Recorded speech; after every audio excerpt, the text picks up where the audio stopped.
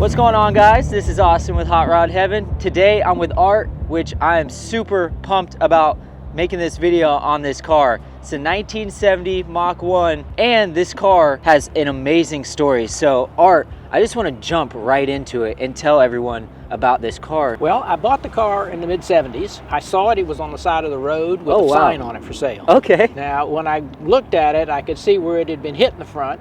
The right front fender had been replaced. It looked good from 50 feet and ran okay, so I bought it and I used it as transportation. How old were you when you got the car? Let's see, 75. I'm coming up on 80 now, okay. So that's a bunch of years ago. Yeah, that's pretty incredible that you've kept it so long. You said it was kind of almost like a daily driver. How did it get to this point now? By about the late 80s, early 90s, car needed work.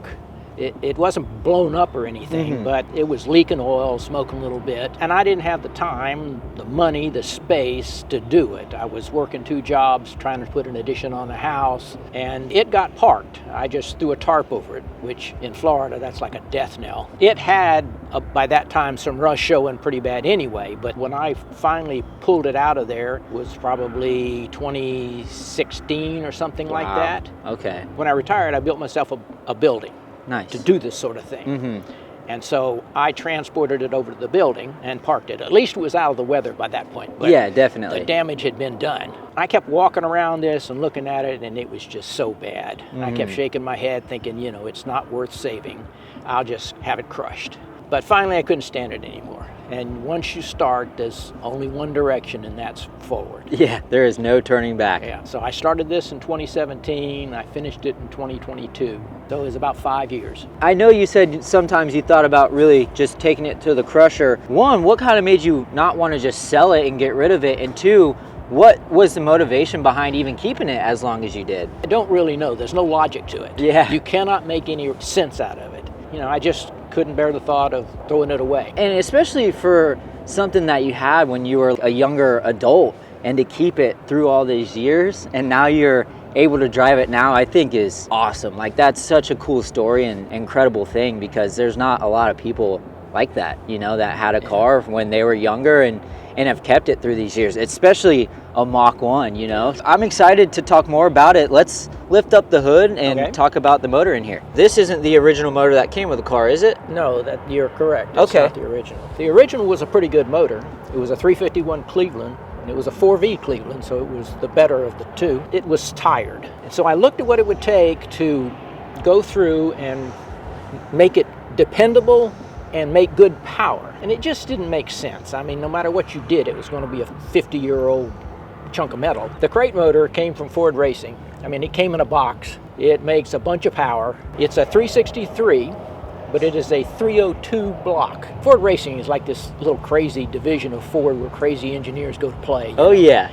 I'm sure when they designed it, they intended to have room in the engine to do these things. It's a short deck motor, so it's 289 302 sized. If you jump above that, it goes to a tall deck motor, the 427. I have to confess, this is not a shaker car. I have heard that a car that was coated for the shaker hood was worth a whole lot more money. Well, this is not that. Oh, wow. I didn't even know that they didn't come with a shaker. No, there was the standard hood had a scoop that was, the hood was filled. It didn't have the hole, and it had a scoop that was faux scoop. A shaker hood and the original hood, they're almost the same price. So it didn't make sense. I could buy a shaker hood, then all I had to do was buy the shaker stuff. You put a lot of work into it. I think it deserves to have a shaker. You know what I mean? As I mentioned, everything on this car was rotted away. And I knew I wasn't going to keep the front subframes. So instead of buying replacements, I bought a Hot Rod custom front subframe. And it was set up to handle the rack and pinion steering.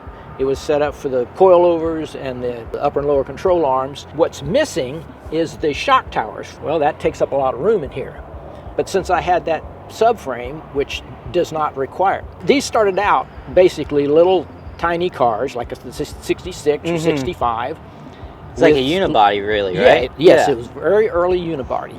That was really designed for a little small engine. It's like the headers. You can get the headers off without having to pull the engine. What are the headers that you have and the exhaust? JBA, JBA, you is said? the brand. Okay. I had to build the exhaust, and as a nod to the Wayback Machine, it's got cherry bombs on it. Oh, that's awesome. So that's why it's so loud. Yeah, I love that. Cherry bombs always sound pretty dang good, so that's great. Also, I didn't ask you, what transmission do you have running through the car? It's a Tremec 5-speed. Originally, I was going to put a top loader 4-speed. That would have been the 4-speed transmission that would have come in the car at that time. Moving on to the exterior of the car, let's talk a little bit about the suspension setup. I know we touched on it a little bit more, but what do you have going through the front and the back here? Okay, I mentioned the subframe, which gave me the rack and pinion, the coilovers, the QA1s, I think they are.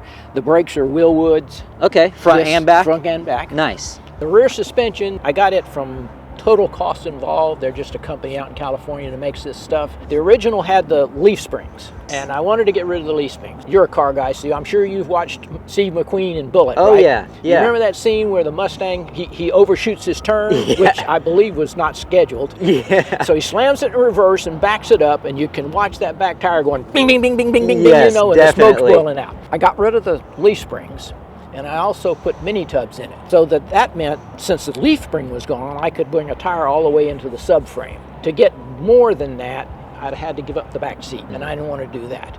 So going with mini tubs alone gave me some. The rear end that I chose is a narrowed 9-inch rear. I didn't have the correct wheels for it because back in the day I didn't like those. What I put on was the wheels that came on the 68s and 69s, but these are period correct. Well, those are kind of mock-ups of American mags, and back in the day I could have never afforded American mags. Yeah. So they're kind of a tribute. They're 15s, which gives me a little more room for the rotor and caliper. Moving on to the interior here, it looks pretty stock straightforward. Is that correct? Kind of your plan there? That's what my plan was, to make it look, you know, I'll put the interior back mostly as original. Totally. Now I did make an exception with the dash. The dash and the gauges are different. I can remember back when I was driving it back then, it was so dark down there because the entire interior is black. And it was just so dark down in there. I never was really pleased with that. So I got more gauges, and they're white-faced, and it's easier for me to see. I did all the interior, and I stripped all this stuff down, the metal frames and all, and cleaned them and painted them, and then put it all back together. Carpet is not actually correct. I was trying to brighten it up again. I think that's a 69 color carpet. I love the clock that's in the dash here too. That's called a rally clock, as if anybody ever rallied these cars. Yeah. But that was so that the passenger could sit there and log your times and your benchmarks and all that stuff. Really? You know, nobody did that. That's wild. I thought that was just like a luxury thing to see the time. You can't see it from over there. Is that the original radio in the car as well, or? No, that's a modern radio made to look like the the original. What is that brand called? It's Retro Sounds or something like that. It fooled me. I thought that was the original right there. So I don't listen to the radio. It was in there the only reason I fooled with it was for my wife. The only sound you listen to is that sound of freedom when you start that thing up. Well, this is so cool. I'm so excited to go ride in this thing, and for it to be a stick shift too is awesome. I love stick shift cars. So I say we get a camera in here and go for a cruise. What do you think? Okay. All right, let's do it.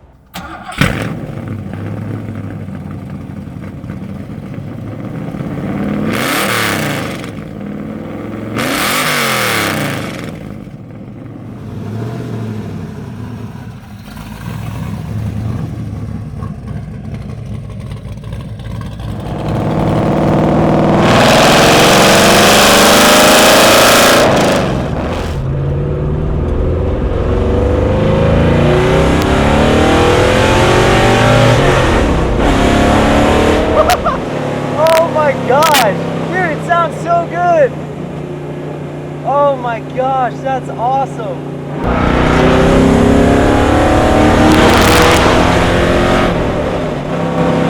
Oh my gosh, man, it sounds so good. I love this thing. And that's only doing about 5,500 on shift. I'm not even getting to the power cable. It sounds like how an old school Ford should sound. Sounds like a Trans Am car, honestly. My cheeks are hurting from smiling.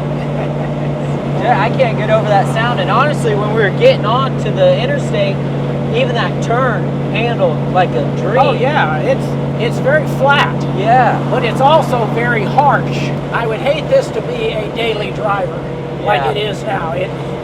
the suspension is just, it's not good daily driving suspension. Shoot, I daily drive the crap out of this thing.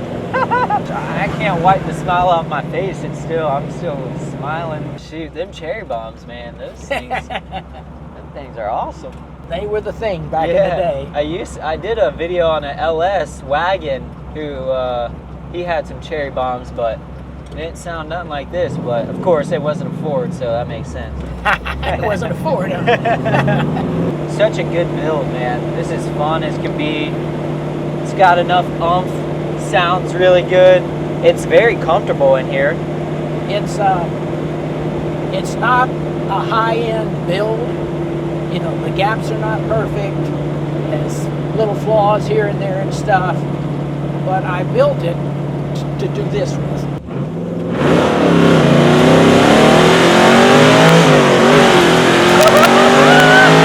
Let's go! Dude, I love this thing. Oh my gosh. Dude, the cherry bombs, man, I think that just makes a huge difference on the sound of this thing. They are noisy. They are a ticket magnet. This is so fun. In my videos, I do like 1,000 horsepower. That like will really throw you back in the seat. But this is just fun. It sounds good. It just sounds so nostalgic. I've watched so many like Trans Am videos, and that sound just reminds me of that. Like, I'm telling you, it sounds like, it gives me that classic Ford sound. I really do appreciate you doing this with me, man. This has been a blast. This is fun. Yeah, it's been great talking to you about the history of the car, and just being able to ride in this thing is awesome. And I hope that they've enjoyed, the people watching have enjoyed the story, because this is, it's very neat and very rare. All right, guys, that's the end of this video. Art, thank you so much for taking the time and doing this with me. If you guys like this story and like content like this, make sure that you like, subscribe, leave a comment, and I'll see you next time.